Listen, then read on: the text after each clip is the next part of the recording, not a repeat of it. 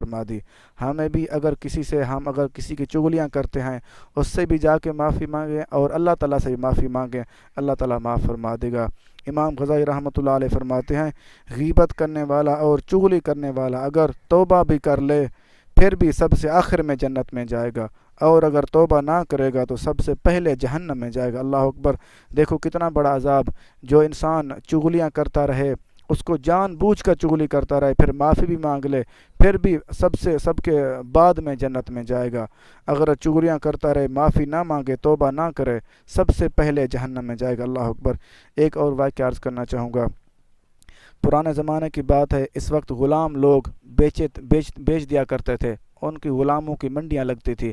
ایک امیر آدمی کو غلام کی ضرورت پڑی، وہ بازار میں گیا، دیکھا تو غلام لوگ بیچ رہے ہیں۔ ایک غلام اس کو پسند آیا، وہ خریدنے لگا۔ جیسے وہ خریدنے لگا تو وہ جو بیچنے والا تھا اس نے کہا کہ اس کی بری عادت ہے، اگر یہ آپ کو پسند آئے تو پھر آپ لے سکتے ہیں۔ اس نے پوچھا کون سی عادت ہے؟ اس نے کہا اس کو عادت ہے چغلیاں کرتا ہے یہ بہت زیادہ۔ اس نے کہا کوئی بات نہیں، چغلی کرنا کوئی مسئلہ نہیں، باقی کام تو کرتا ہے۔ اس نے کہا ہاں کام کرتا ہے۔ پھر وہ اپنے گھر میں لے آیا، کچھ ہی دن وہ کام کرتا رہا۔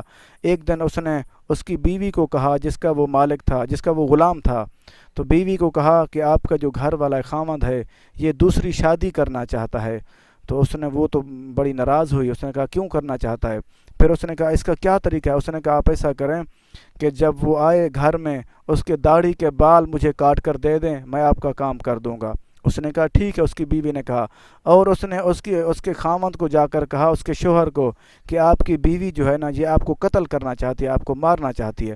اس نے کہا کیا ثبوت ہے؟ اس نے کہا کہ آپ کے دیکھ لینا یہ آپ کو کیسے قتل کرنا چاہتی ہے۔ جب وہ شام کو گھر آیا، اس کی بیوی اس کے بال کاٹنے کے لیے وہ کاٹنے والی چیز لے کے گئی، تو جیسے وہ لے کے گئی اس نے سوچا یہ مجھے قتل کرنا چاہتی ہے، پھر اس نے فوراً اٹھ کے وہ اپنی بیوی کو قتل کر دیا۔ جب اس کے گھر والوں کو پتہ چلا، بیوی کے گھر والوں کو پتہ چلا، بھائیوں کو پتہ چلا، اس نے آ کر وہ اپنے داماد کو قتل کر دیا، بہنوئی کو قتل کر دیا۔ اللہ اکبر! دیکھو ایک چغل خور کتنا بڑا نقصان کرا دیتا ہے۔ ایک گھر میں آ کر وہ اس نے ہنستا مسکراتا گھر اجاڑ دیا۔ ہمیں بھی اللہ پاک توفیق دے کہ ہم چغل خوری سے بچیں، نہیں تو بہت زیادہ معاشرے میں خرابی بن سکتی ہے، بہت زیادہ لوگوں کو ہم پریشان کر سکتے ہیں۔